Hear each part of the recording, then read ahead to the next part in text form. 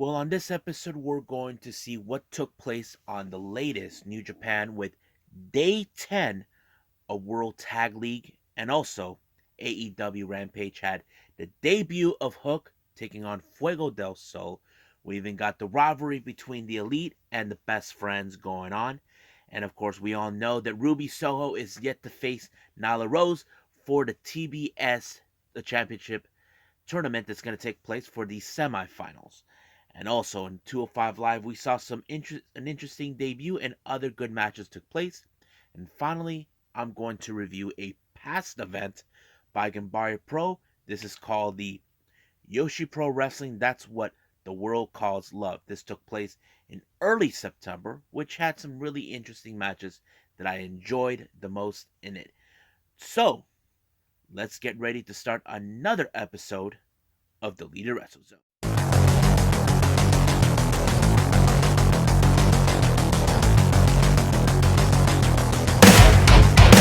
Are you ready?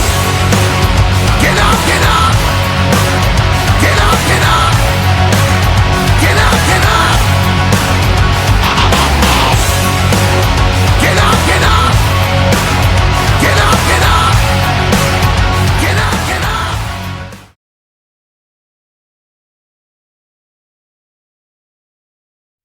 Welcome everyone to Deleted Wrestle Zone. All things that it's pro wrestling with AEW, NXT, New Japan Pro Wrestling, Impact Wrestling, the National Wrestling Alliance, various promotions, wrestlers, matches, and championships. I am your host, J-Rod here. So, let's begin with New Japan Pro Wrestling with Day 10 in World Tag League.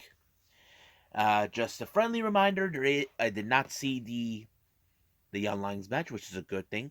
I believe that's possibly not important at the moment. The first match we have is the House of Torture, consisting, of course, of Yujiro Takahashi and Evil, along with the spoiler Dick Togo, taking on Suzuki Goons, Taka Michinoku, and Minoru Suzuki. Now, you know in this type of match, whenever you hear Minoru Suzuki, you probably thought that Minoru Suzuki is going to rip one to both Evil and Yujiro. Well, in Layton terms, it would have been in that way, but no, Evil is just pure evil. He does things beyond his capability, but of course, the much anticipated the weakest link in Suzuki Gun in this match was in fact Taka Michinoku. He seems like the reason I say this is like we hardly see him in New Japan. We haven't seen him mostly because we know he's been involved in his promotion with Just Tap Out, pretty good promotion, but I feel like he hasn't been uh, and possibly in good shape returning to New Japan. I'm not sure, but hopefully hopefully there's some that can explain that. But it was, of course, Minoru Suzuki, Evil that Yujiro Takahashi that used the cane onto Taka Michinoku to allow them to win, and that's how the House of Torture works.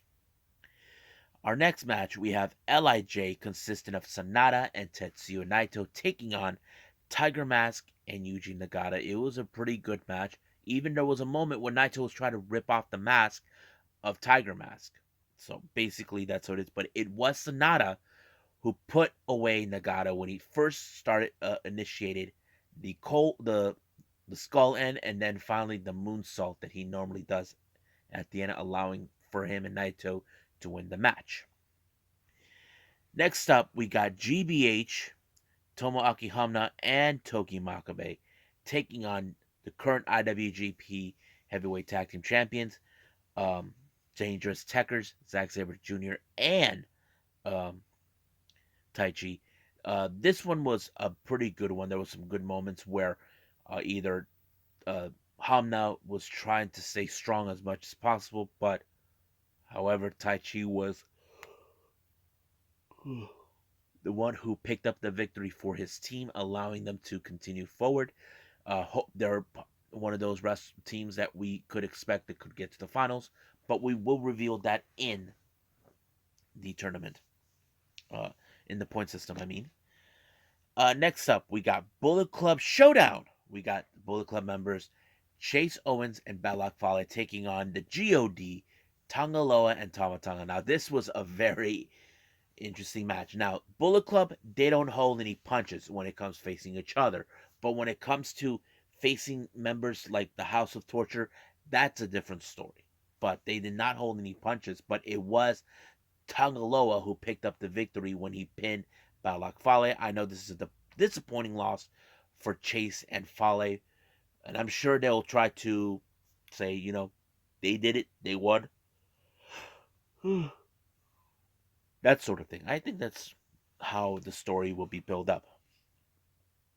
Next up, we got Satoshi Kojima and Hiroyoshi Tenzan taking on the Bad Boys, Toru Yano and Hiroshi Tanahashi. Now, I love this duo, to be honest with you. I feel this duo with Tanahashi and Yano is one of my favorite duos to watch. I think you probably say it's impossible these guys would never get along because Yano is with Chaos. Tanahashi's part of the main group, main army, but they got along great. And I think, I don't know, it was kind of weird, but it helped out pretty well. But it was Yano who made the initial pin onto to Kojima, allowing them to win the match, and I thought it was pretty good too. And then finally, our main event was the United Empire with Yoshihashi and Aaron Henare taking on Chaos members Yoshihashi and Hiroki Goto. This was a brutal match because you can tell in this type of match that United Empire they are like the one team that people say they probably most likely could win it. They even thought the same thing with Great Khan when he teamed with Jeff Cobb, but not this time. And it was kind of interesting. But however, I have to say it was pretty good to see how the United Empire has come a long way from this. But it was Yoshihashi and Goto that win the match, all thanks to that infamous finisher. But it was Yoshihashi who pinned Henare, allowing themselves to win, and that became a very good one. Now, let's look at the point system right now so we can get a better understanding what's going on. Okay, Yano and Tanahashi, they have 12 points with, if I'm reading this right, with 6 wins and 4 losses. Makabe and Hamna only with 1 win and 9 losses, which is disappointing. Tenzan and Kojima, 2 wins and 8 losses, I believe. Tiger Mask and Nagata, 1 win and 9 losses with 2 points. I'm assuming they're out as well. Let's see. Goto and Yoshihashi, they got 16 points and with only 2 losses and 8 wins. Not bad. So they most likely will still be alive. And we got the same thing with Naito and LIJ and Dangerous. So we got 3 teams. Most likely they could make it to the finals. But let's keep looking on. Well, Minoru Suzuki and Takumi Chinuku, they got 0 points. So that means they're out. I'm assuming also Kojima and Tenzan are out too. United Empire, they got 14 points with 3 losses and 7 wins. Not bad, but I don't know if they'll be able to make it.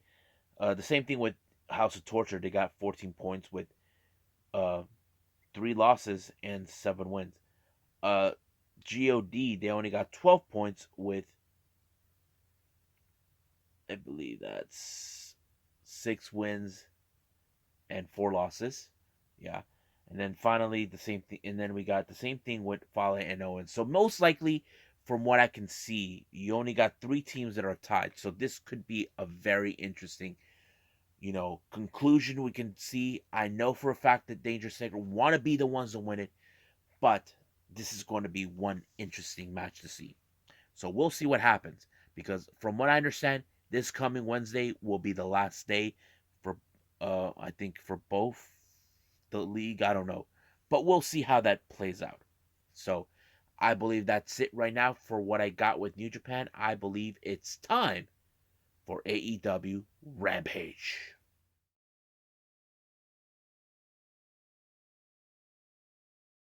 Okay, AEW Rampage. What a show, man. I liked it.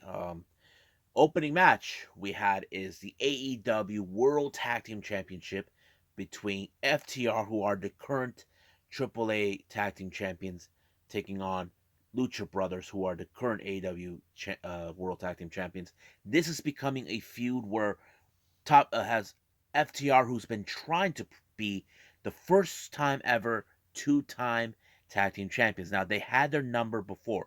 Last year they defeated them. They even so right now this year they're tie and tie. So basically this is a battle of who's gonna reign supreme. Will the top guys prove that their way of wrestling and tag teaming it's the way of life?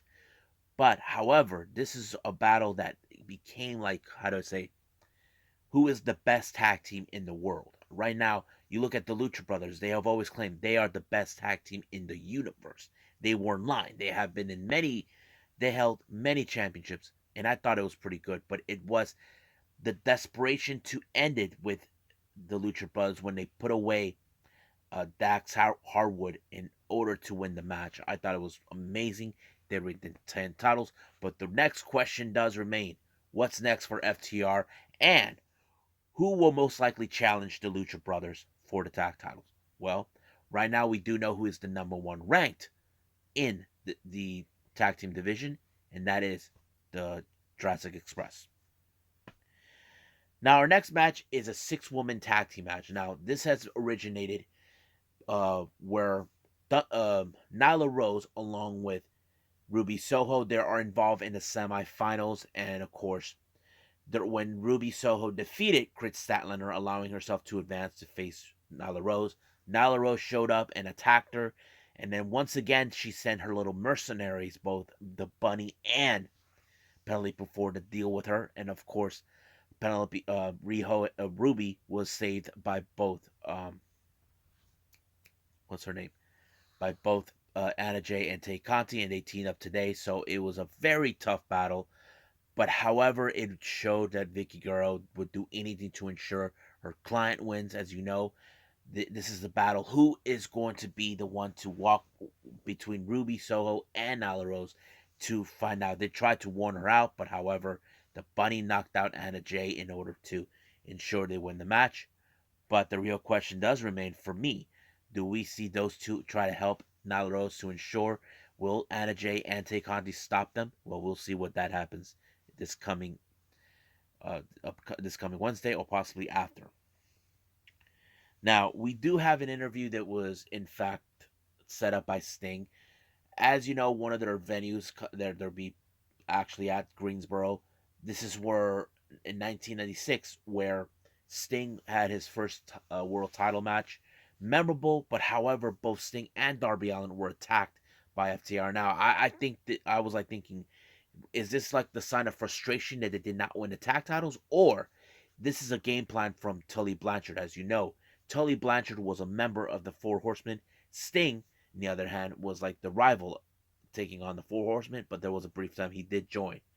But who knows what the scenario is, but looks like this is going to be a war between Sting and Tully Blanchard. Now, our next match, this is the debut match of Team Taz's Hook. Taz's son, Hook, comes out. He has a different type of look. He looks more like one of those Street Fighter type of characters. Like he's been fighting in the streets.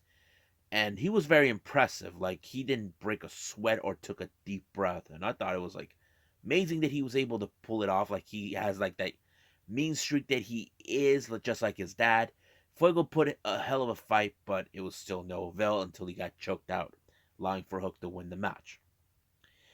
Now, our main event, we had Adam Cole along with the Bucks and the rest of the Motley Crew taking on Wheeler Yuta along with the Best Friends. This was a fight now becoming between the Elite and possibly Chaos slash Best Friends. This is becoming a strong battle. You know for a fact there's be distractions, but however, it did not go exactly according to plan for Yuta. I don't know if Adam Cole underestimated him, but it was Adam Cole that picked up the victory when he put the knee shot right in Yuta. But as soon as the match was over, the entire Best Friends were attacked viciously, proving their dominance right now against the Best Friends. I wouldn't be surprised that somewhere down the line we see the Rainmaker coming to save the day. That would be something I definitely would love to see. But right now, I can't wait to see this coming Wednesday on Dynamite. Winter is coming. Anything could happen. Last year, we had Sting and Kenny win the title, but what's gonna happen? I'm excited. I'm gonna bite on my own nails for this. But for right now, let's move on with 205 Live.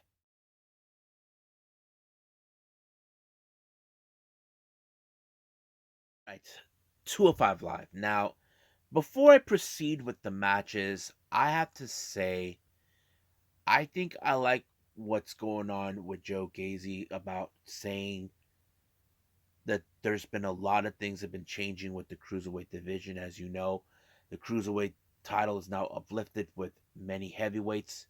And I think it's because we now know the original roster for 205 Live is gone. They're no longer there. They were released. And I think Joe Gacy kind of put out a point. Like, what does the future lie for 205 Live? Well, I don't know. I mean, right now I'm enjoying what some of the matches they're posting out, but I enjoy it. But right now I'm kind of curious to see that when that day comes. Now, our opening match, we have Amari Miller, who we have been seeing for quite some time. She was very impressive. This is the debut match of Ash Legend, who hosts Lashing Out. Um, I don't think I've ever seen her in a ring, but she was very impressive. She was like a bigger woman who seems more like a powerhouse, and I think it played out pretty well for her. And that power kind of allowed her to win the match by putting this amazing finisher onto um, Amari and allowing herself to win the match, which was really good. Now, our next match, we have Andre Chase taking on Guru Raj. This was more like a match where Guru Raj will try to use whatever she learned. As you know, Guru Raj was trained under Great Khali, but however, Andre Chase got outsmarted him, tried to ensure that the match would go in its favor, which he did, and he won the match in that way. Now, our main event, we have Malik Blade taking on Solo Sikoa. I thought it was nuts. This match was mostly under the bag of Solo Sikoa, but there was a moment where Malik put him in a arm submission. I don't know, but it wasn't enough until Solo put him out and allowing himself to do the splash onto him, and boom, 1, 2, 3, good night, Irene. So I enjoyed some of these matches, but we'll see what happens in the next one or whatever the future holds for 205 Live. Let's move on with Ganbare Pro.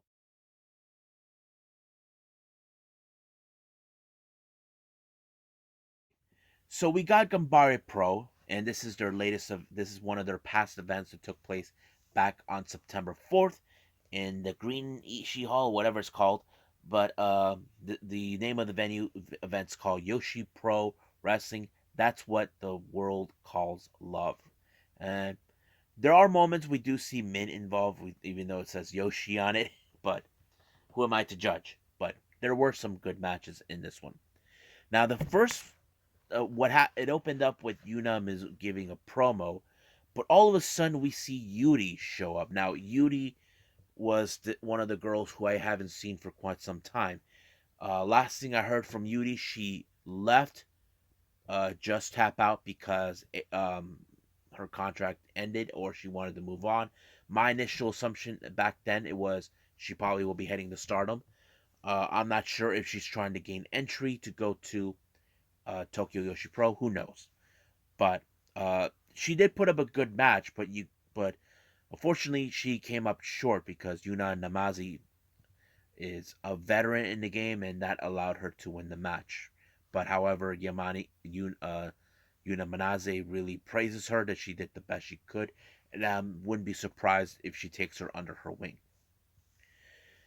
Next match we have, of course, we've seen these two in Choco Pro, and now they're in the show. I'm talking about, Tokiko Kihara and the tropical Yuna Mizumori. This match was really good. However, I think I was leaning more into Yuna Mizumori, because she seems like a fighter no matter what.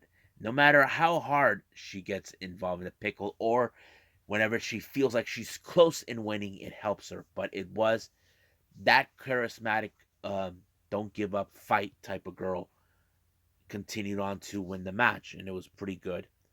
And I find it really fun. Now our next match is pretty much a comedy. This one started out where they were disinfecting the ring. Ken Oka was there. He either tripped, and they called 911, and they had a couple of cops show up. The first one was Hong Kong International Undercover Mafia, portrayed by Chon Chido, who we've seen in Choco Pro, versus, and then later here comes Hong Kong International Ladies Policeman, consistent of Atsuki Aoki, freelancer who I've seen either in Oz Academy or Actress Girls or Ice Ribbon.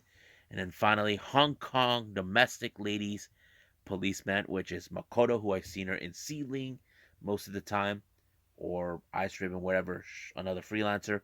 But the match was pretty insane. They're trying to solve a crime, and I thought it was pretty funny. But however, when Ken Oka woke up, he revealed that this whole thing was Chon's fault, and apparently he was being at fault. He was the real bad guy in this story, and he even tried to bribe the ref to win the match, but unfortunately it did not help. Makoto speared Chon, giving the 1-2-3, thanks to Izuki using the ref's hand to ensure the match goes, but those two end up going to jail. So that's what happened. I can't believe they were sent to jail. Not actually, but you know what I mean. Our next match is a singles competition for the men. We have Shiro Tominagi taking on Kosuke Ishii. Kosuke Ishii is a wrestler I've seen on multiple occasions, either on Ganbare or DDT. These guys have teamed up once before, but now they're facing each other. I thought it was a pretty good match, facing off each other, but it was Kosuke Ishii who had the much better experience excuse me, than Tominaga, but it was Ishii who won. Next up, we got Shota teaming with Cherry, taking on Yumehiro, Imanari, and Miss Mongol. This match they had all the toys, kendo sticks, chairs, tables, but what's his name? Yumehiro put Cherry through a table in a pile driver. I'm like, dang, that's crazy. But it was that maneuver that allowed Yumehiro to pick up the victory. And then finally, we got an all-women's tag team match. We have Moeka Haruhi teaming up once again with Yuna Manazi, this is her second match, taking on Harukaze and Yu Yamagata, who's a veteran in the wrestling game. This match was so intense. Mostly was coming to Harukaze and Yu Yamagata, who seems like they're the most. They use submissions and a bit of the striking techniques, and fortunately, that kind of helped them to win the match. Harukaze and Yu Yamagata won the match, and they won by a pinfall, and I thought it was good. Practically, I enjoyed this Ganbare show. I know there's more to watch, but I can't wait to see it. But there's more wrestling to come to review. But right now, I think I should do the last thing I do before ending an episode. We got more information that took place about Jeff Hardy and Kairi Sane and other things that we are going to have on the news updates. So let's do that right now.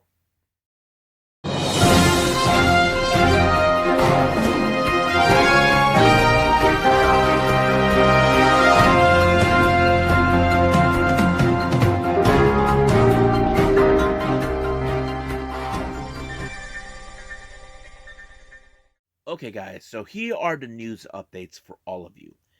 You may have heard already, I've mentioned on the previous episode, where Jeff Hardy was released with the company. Now, the speculation was, did this had anything to do what happened in Edinburgh, Texas during the house show? Well, it turned out that Wrestling Observer and What Culture have got the information. It turns out it did. If you guys recall or heard what happened, Jeff Hardy stepped out during the match. Um, they don't know what it was, but according to what they're saying, WWE offered a rehab program to Hardy, but he refused, and WWE had no other choice to give the decision to let him go, to release him from his contract, because they don't want to be held responsible to what happens to Jeff Hardy. We know he had substance abuse in the past, but if that's the case, then we need to know what's going on. And I think hopefully he gets the help he's need. Even we know that Jeff's wife said he's okay. Same thing with Matt Hardy. All we can do is show our support to Jeff, and hopefully he can pull through. Now, I mentioned this individual before. He will be making his MLW debut next month. Ho Ho Loon, who I've seen in Dragon Gate, but he also is the founder of Hong Kong Wrestling Federation. It's just been revealed that he will be not only competing in MLW, he will be competing in GCW the uh, in the New Year's Eve event down in Atlantic City, which is going to be good. If you guys haven't seen Ho Ho Loon, you guys are missing out. Now, great news coming from for all the Stardom fans who watch this channel. It's now been revealed that Stardom will have a match in Wrestle Kingdom 16 at the Tokyo Dome. I'm excited. We know they have done these before. They even made the Yokohama show for Wrestle Grand Slam. But it was revealed that they will have their Stardom special match in Night 2 on January 5th of 2022. I'm excited. Hopefully I get to see that. I'm really, really, really got to see that. Now, speaking of Stardom, former Stardom wrestler Kairi Sane, more information has arisen about what's going on with her. They're saying that she could be a free agent soon. It appears in her contract status she did not re-sign with the company. Now, you're probably saying, why didn't she do that? I know some of you WWE loyalists would love to see her back, but I believe she was homesick. I mean, it's not easy for a wrestler who comes from a foreign country. It's easy to leave your friends, your family, your loved ones. And she initially wanted to stay there, but if you recall last March, Kairi Sane asked permission if she can go on a one-off match in Stardom, but they said no. WWE said they don't want that because she was exclusively for WWE. But now that she could be, now as you know, her contract expires, so that means there'll be no compete clause. She can immediately work with anybody, and I hope she goes back with Stardom, and that is something I'm looking forward to it. I hope, because I heard that Bushi Road really wants to sign her back and make the rate boost up the ratings, which is nothing wrong with that. And finally, here's the last update. As you know, Bandito has been pulled out from competing in Final Battle in Ring of Honor's last show. He was supposed to face against Jonathan Gresham, but it was revealed that Tony Khan has lent a hand to Ring of Honor, allowing for Jay Lethal, who is now one of the recent signees in AEW, to be part of that match, which is going to be a co-main event.